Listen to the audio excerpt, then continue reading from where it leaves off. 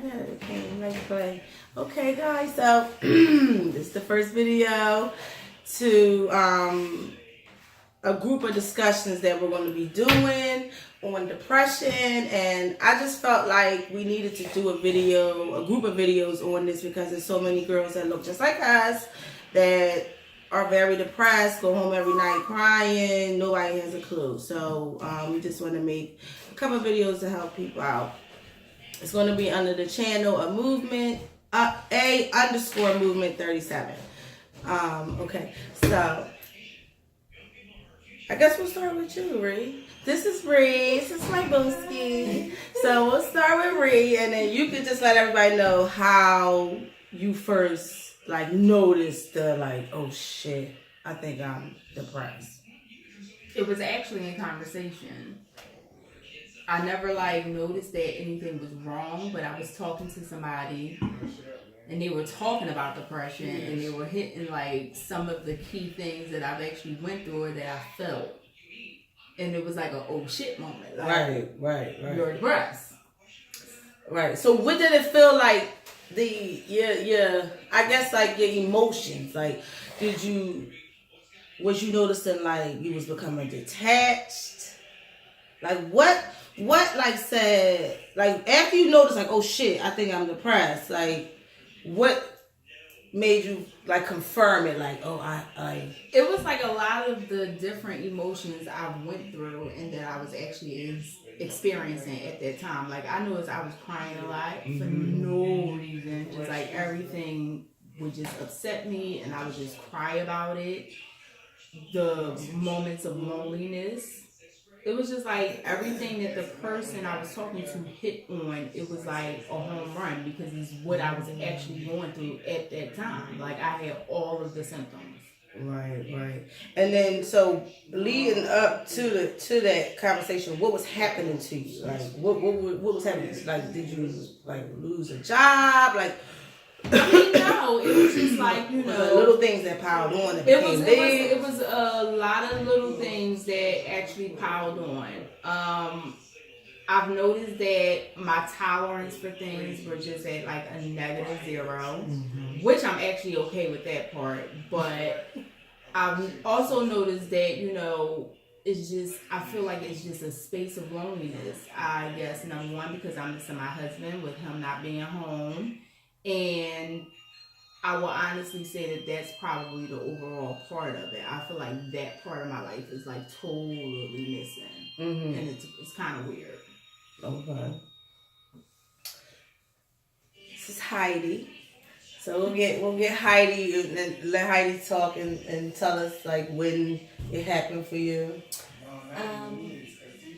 I think I noticed I really was depressed maybe about 2013. I left the job. That had nothing to do with it. I had to leave. It was stressing me out a whole lot. It was stressing me out really, really bad. But my personal life was okay. When my personal life started to go awry in conjunction with my work life, there was no balance and I really had no outlet. Being the strongest person, the one of your friends that everybody comes to and talk to, and you're a listening ear. Not that I didn't have anyone to talk to, but I felt like they wouldn't understand. That they wouldn't get it. You know what I mean? And there was a little embarrassment as well because I was damn, what's wrong with me? Because I became a shell of myself. You know what I mean?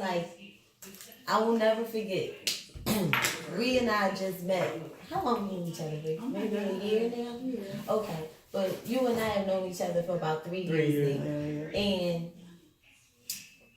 the person that you met is not the person that I am. And I told you this before, but I will never forget at work, it was this girl. I told this husband what I wanted to do. And how, I was a stylist and I did this, that, and the third. And this girl gave me this look oh, okay. Now, it took all of me not to say, girl, you don't know nothing about nothing anyway. But I had to check myself and realize this is the image that I'm projecting to the world. You know what I mean? I became like such a shell of myself that I didn't care so much what I looked like.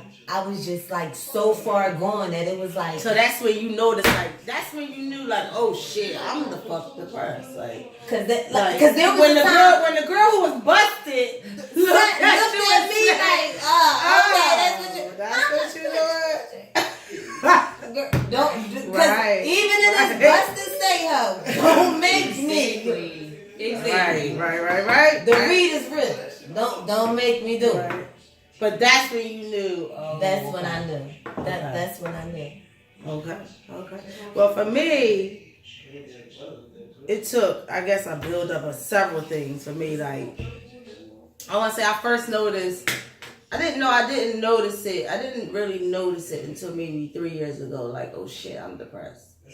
But with everything that was happening after I had my daughter, I felt myself getting. At first, it was just like a sad. Like, you get the cops kick in my door. I gotta go. I'm renting. The guy like, nah, not having it. You gotta go. So here I go with the 1-year-old baby. You gotta go back to your mom's house. So then, my ego and my pride was like, the fuck, So that was the beginning of it, and then the pain was coming on, and we couldn't figure out what the fuck the pain was about. What's the pain? So here I go back and forth to the doctor, back and forth to the doctor. So I'm not yet realizing, oh shit, maybe I'm depressed. I know something's going on, but I'm keeping moving. And then when I got to the hospital, finally got to the doctor and finally found a specialist that could help me, and then told me what was wrong with me, which was fibromyalgia. It's a very painful ailment. I live in pain every day, all day. It feel like the flu. It's how I explain it the best to people. It feel like you wake up every day with the flu. I'm very tender. It's miserable. I'm tired all the time. So going to doctors for 2 years prior to even getting diagnosed 7 years ago was a lot. So once I found out what was going on, and then I was happy, and then the doctor said, fuck out of here, basically. I don't know what to do for you. So I've been doing research on my own. But when they told me that, that's when it went. Boom. Like, you are the fuck alone. Like, everything just hit me at one time. Like, my family wasn't getting it, friends wasn't getting it, because it's invisible. And I'm walking around, I'm sorry, that's my fiance. I might kill him. I might tonight. But you walking around just in pain. You just feel alone. So me wanting to do stuff and can't do stuff is when I felt like, oh shit, okay, this is getting serious. And then when I got this big ass blow up in Ocean City with my cousins and all of them, and I was ready to fuck everybody up. And we came back home. That's when it first set in me, like, I'm crying, I'm sad as fuck. I don't care about shit. I don't know what's going on. Everything's off the rails. And that's when I knew, like, I'm fucking depressed. Like, I'm fucking, everything's out of control. And for me, for shit to be out of control is not a good thing. Everybody know. I mean, shit got me in order. And when shit is out of control for me, that's when I know, okay, shit is a problem. I couldn't focus at all. I would make a list, check it twice, and the motherfucker would just be here. The list, it would be a list. And it'd be months later, and then you go and make a new list. To make sure you check that list. Because you ain't hit that list before. You gonna make a new list, and then you like, oh shit, look at that list. I mean, shit. So then that fucks with you again. So procrastination started getting me down. Not being where I wanted to be and knew where I could be in life is, was getting me down. Yes. And then, first and foremost was me having to now deal with this ailment and not give up. So that was a lot of pressure. Like, it's like, what the fuck? How am I gonna walk around like this? Who lives in pain every day? Who can fucking cope like that? So all of that is what just took me. Like, if you ever been swooped by a wave and that shit just take your fucking feet from under you, that's what happened to me. And that's when it all just fell apart.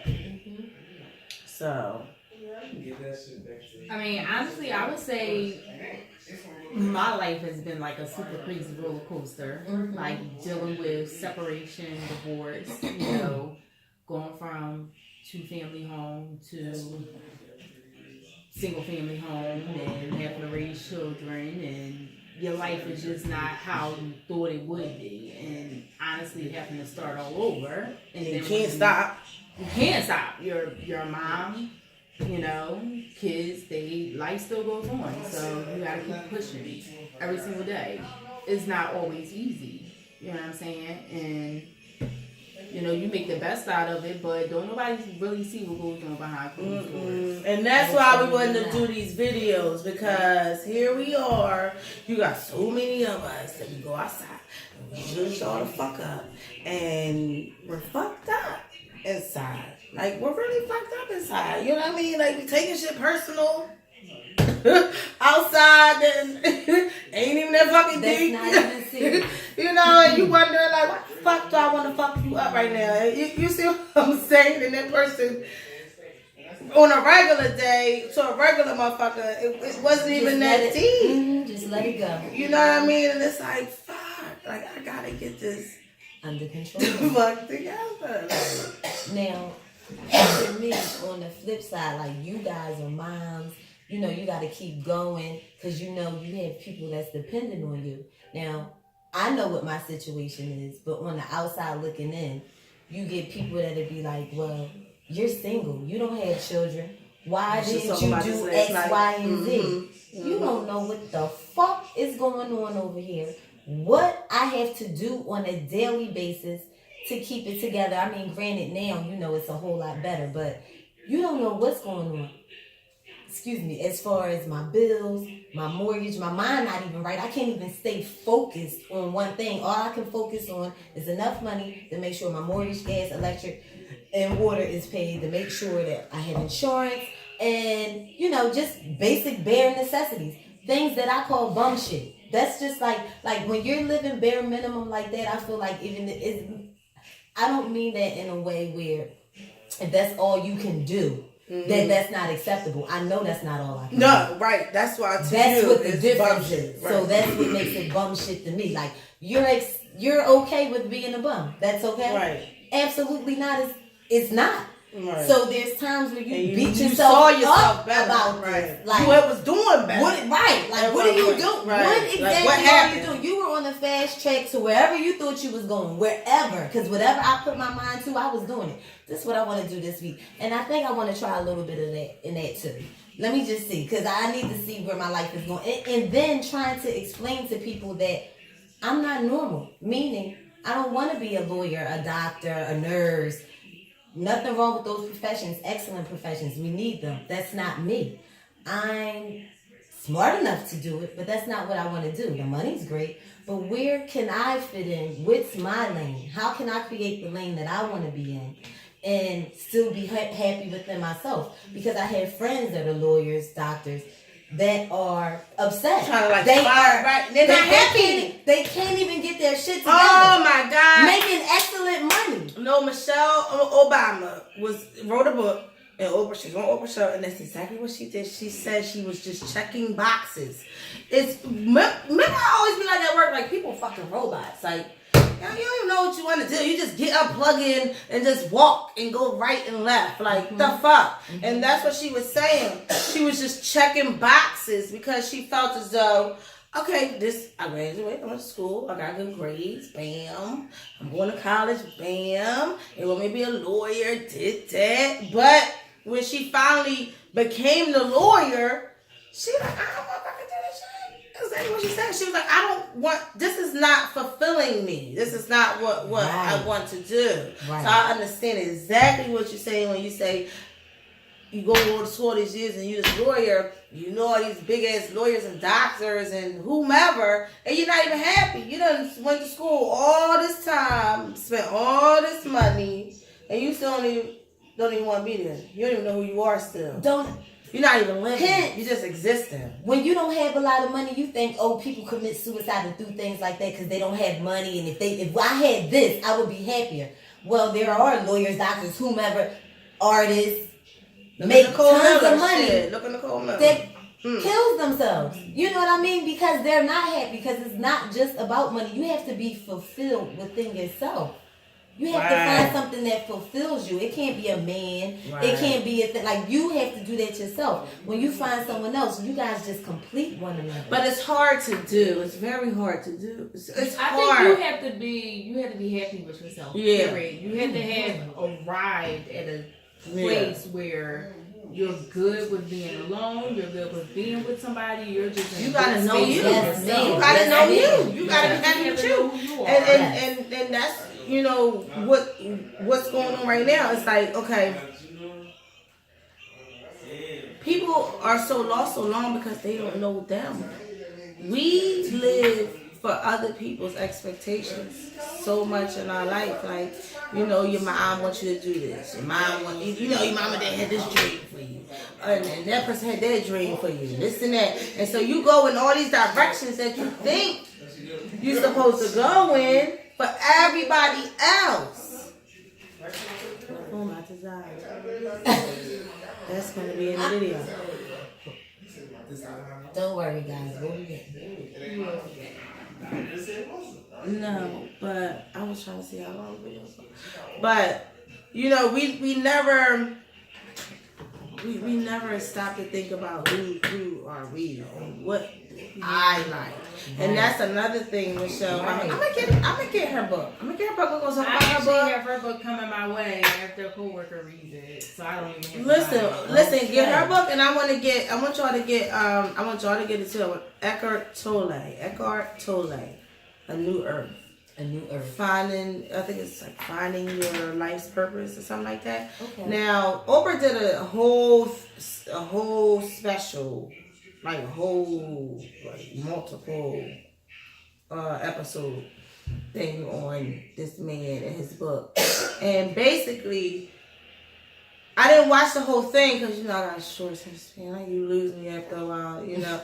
But I grabbed some shit, and it's a good book. So I do recommend people read it.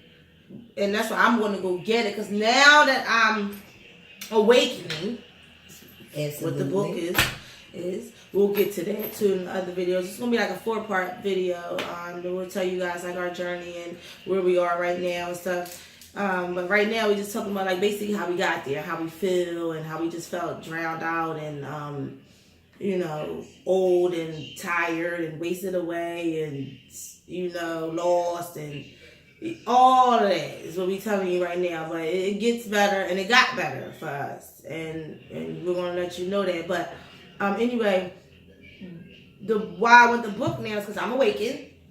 Roll them up. And the book is just about accepting life.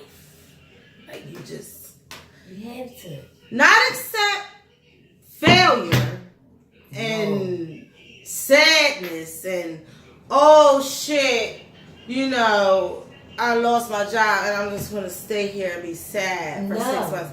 It's not that part of accepting life. It's accept the ups and downs in life. Roll with it. Like, it's what this book is basically saying. Those things are going to come, and you know that. It's going to happen. Just be prepared. Like, fuck it. Like, it's going to happen. And if we deal with it better, it's because it ain't about how, what I'm learning. This is why I'm talking to y'all. I'm crazy. I came a long way. I'm telling y'all. What I'm learning is, you, for real, like, I swear to God, I feel like 2 months ago is when I woke up and God literally sat on my bed and said, wake up. And I have this whole new leash on life. Like, I swear to God, I know where I'm going now, and it never felt so much better. So, anyway, this is why I'm reading this book, Eckhart Tolle's book, A New Earth. And just like, man, y'all roll with it, man. That's all I can say. Shit happens.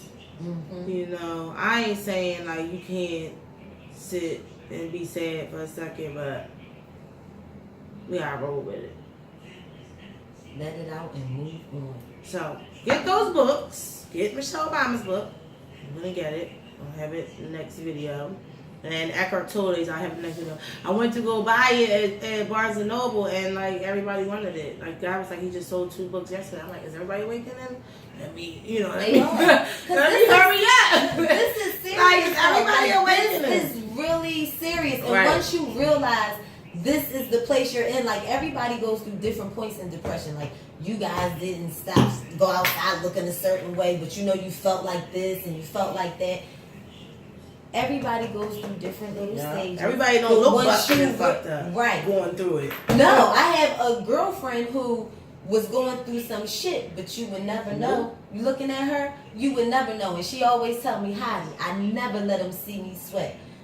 I got to a point where I didn't see nobody. I didn't see them, and hopefully you didn't see me. But sometimes it's okay to let them see you sweat. Sometimes it's okay to get it out.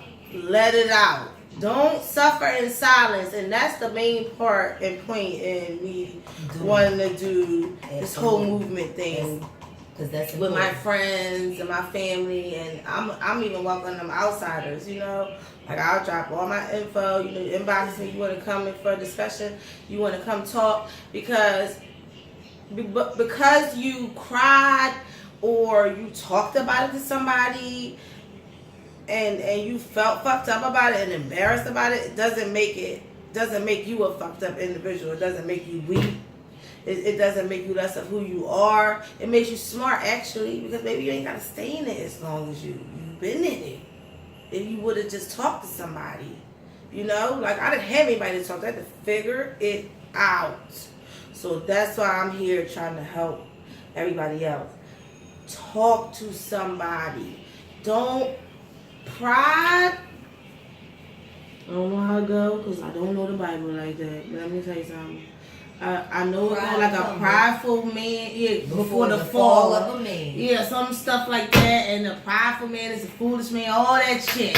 Like, leave that, drop that. It's not even about that. It's about getting better. So you could be a better you, and a better mom, better sister, better friend, better wife, better whoever you are. You understand what I'm saying? And, like I posted a couple weeks ago, my worst fear is not to die broke. It's not like, you can't go with your money, you can't go with you, it doesn't matter to me.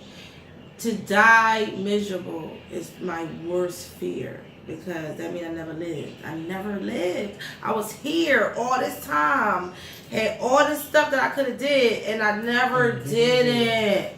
Why? Because I was all up in myself, all up in my feelings, and then talk to people and let it out and know and reach out that everybody's going through shit.